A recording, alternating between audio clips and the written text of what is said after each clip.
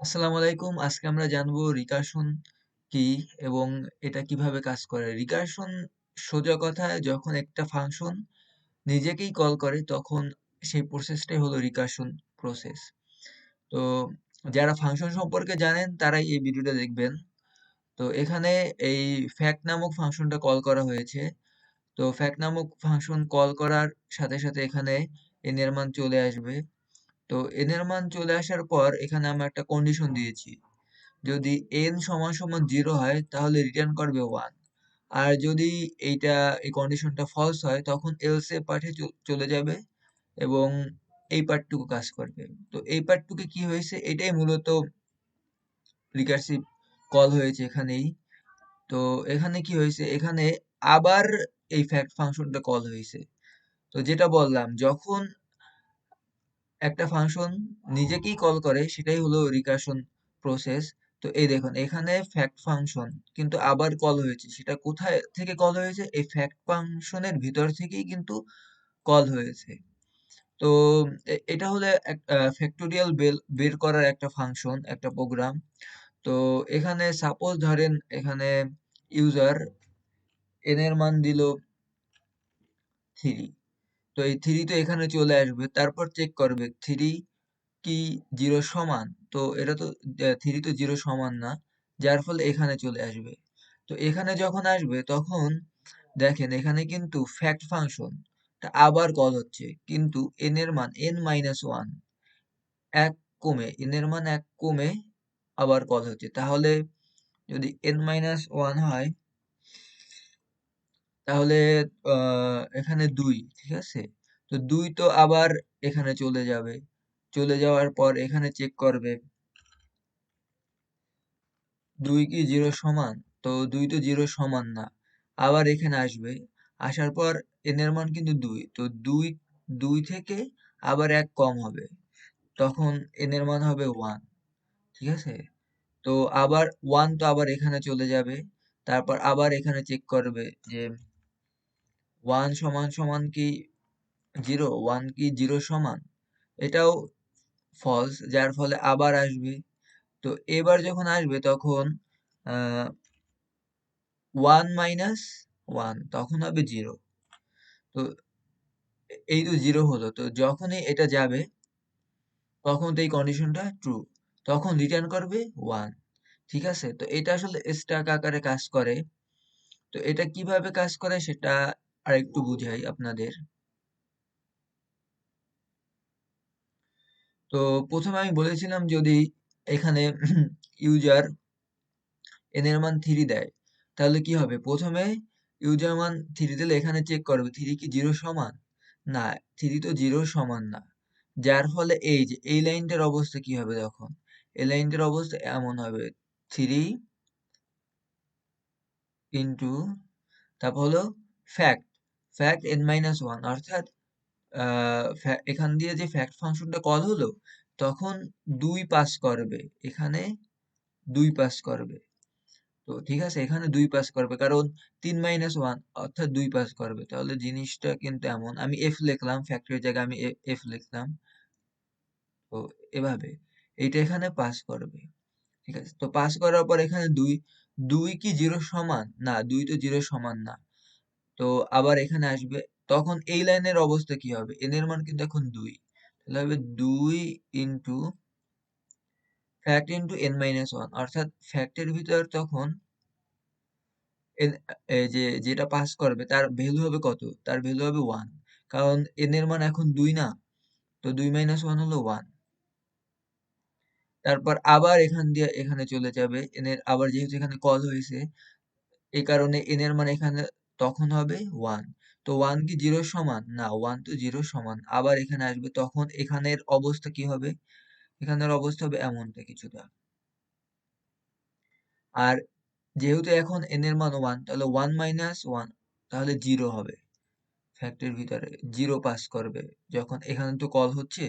তো যখন এখানে যাবে তখন কি পাবে, এখানে যখন যাবে তখন একটা 0 পাবে, 0 পাওয়ার কারণে তাহলে এই কন্ডিশনটা ট্রু হয়ে যাচ্ছে, তখন রিটার্ন করবে কত, তখন রিটার্ন করবে 1। এখানে 0 পেলে রিটার্ন 1 কেন করবে? কারণ 0 ফ্যাক্টোরিয়াল এর মান হলো 1। সেটা আপনারা আলাদাভাবে গুগলে সার্চ করে বা ইউটিউবে সার্চ করে বুঝতে পারেন কেন 0 ফ্যাক্টোরিয়াল মান 1, সেটা আলাদা বিষয়। যাই হোক, তো এখন যেহেতু n এর মান 0, 0 ইকুয়াল 0, তো সুতরাং রিটার্ন করবে 1। কোথায় রিটার্ন করবে? লাস্ট যেখান থেকে কল হয়েছে সেখানে রিটার্ন করবে।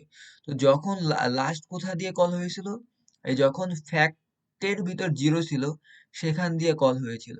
ওকে, তো এই এইটুকু চলে যাবে। তো এখানে তো মান রিটার্ন করবে। এখানে কত রিটার্ন করবে? এখানে রিটার্ন করবে 1। তো এখানে এতটুকু চলে যাবে এবং এর মান হবে 1। তো তাহলে 1 ইন্টু 1 অবশ্যই 1 হয়। তো এইটা তো আবার রিটার্ন করবে।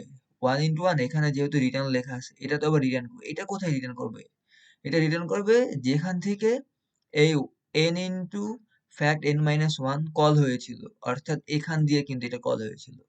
যার ফলে এই 1 চলে যাবে এই ফ্যাক্ট 1 এর ভিতর। ঠিক আছে? ফ্যাক্ট 1 যখন ফ্যাক্টোরিয়াল এই যে কলিং হয়েছিল, যখন এর ভিতর 1 ছিল সেখানে চলে যাবে।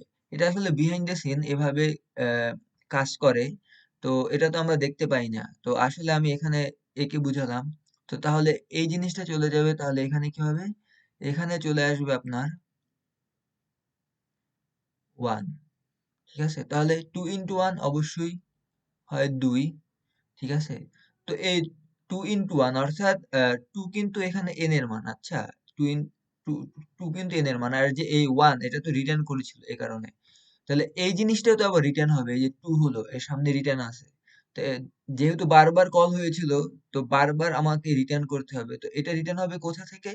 যেখান থেকে এটা কল হয়েছিল। এটা কল হয়েছিল কিন্তু এখান থেকে। আচ্ছা, যখন ফ্যাক্টের ভিতর মান 2 ছিল তখন কিন্তু কল হয়েছিল এই স্টেটমেন্টটা। তো এর ফলে 2 এখানে রিটার্ন হবে। তাহলে জিনিসটা এমন, এখানে এটা চলে যাবে এবং এখানে এসে যাবে 2। এতটুকু উঠে যাবে সেই ক্ষেত্রে এবং এর মান হবে 2 টাই। তাহলে 3 ইন্টু 2 এর মান হবে 6। ঠিক আছে? তো এই 6 টা এখন কোথায় যাবে?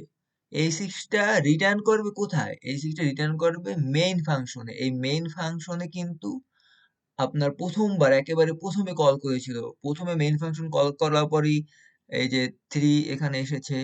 তারপর এই চেক করছে। তারপর দেখছে এইটা ফলস হয়েছে এই কন্ডিশন। তারপর এই কন্ডিশনটা ট্রু হয়েছিল। এর ফলে কিন্তু আবার কল হয়ে এখানে আসছিল। এভাবে কিন্তু চলতেছিল যতক্ষণ না n এর মান 0 এর সমান হয়। তো সুতরাং তাহলে একেবারে শেষ যে স্টেটমেন্ট আছে এটা আপনার চলে যাবে এখানে। এবং 6 তাহলে অ্যাসাইন হবে f এর ভিতর এবং প্রিন্ট করবে 6 ফ্যাক্টোরিয়াল ইকুয়াল 6 প্রিন্ট করবে।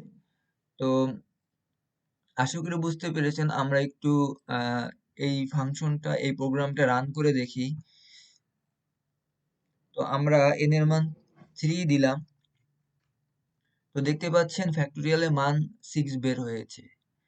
তো আশা করি বুঝতে পেরেছেন। এমনটাই হয় আসলে এটা যখনই আপনার এই যে এখানে কল করলো, যখন n এর মান 3, সাপোজ ধরেন n এর মান 3, এখানে ইউজার n এর মান 3 দিয়েছে। তো n এর মান 3 আসলো, তো এটা তো ফলস হবে। তারপর যখন এলস পার্টে চলে যাবে তখন তো ফাংশনটা আবার মানে এখান থেকে আরেকটা কল করলো ফ্যাক্টোরিয়াল ফাংশনকে। তখন জিনিসটা আসলে এমন হয়। এভাবে আমরা এক ফাংশন থেকে আরেক ফাংশনকে কল দিয়েছি না, এটা জিনিসটা এমন হয়। তখন আবার কল করলো। ঠিক আছে? কল করলে আর এই ক্ষেত্রে n এর মান হলো 2। এখানে n এর মান 2। কেন 2 n এর মান? n এর মান 2 কারণ এখানে n এর মান ছিল 3। ঠিক আছে? n এর মান ছিল 3। তো n মাইনাস 1, n এর মান হলো 2, সেটা আবার কল করছে। কল করার পর এখানে আসছে। তো এটা আসলে এভাবে লুপ আকারে ঘুরতে থাকে। তো আমি আরেকটু এটা আবার লিখে দেখালাম। আসলে ধরেন সাপোজ বিহাইন্ড দ্য সিন এমনই হয় জিনিসটা। n এর মান 2, তারপর এই কন্ডিশন আসবে। এটা দেখবে আপনার ফলস, এই কন্ডিশন ফলস। তারপর এখানে আসবে এলস পার্টে চলে যাবে। যার ফলে এলস পার্টে যাওয়ার পর কি হবে? n এর মান কিন্তু তখন 1 হয়ে যাবে। ঠিক না? এবং 1 অবস্থায় আপনার এই ফ্যাক্টোরিয়াল ফাংশনের ভিতর 1 থাকা অবস্থায় কল করবে, তো এই 1 টা আবার এখানে চলে যাবে, ঠিক আছে? তো জিনিসটা এমন।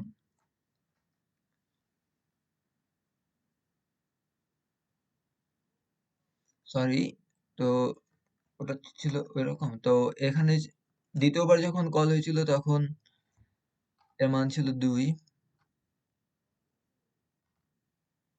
তারপর এর মান থাকবে 1, তারপর যখন আবার কল হবে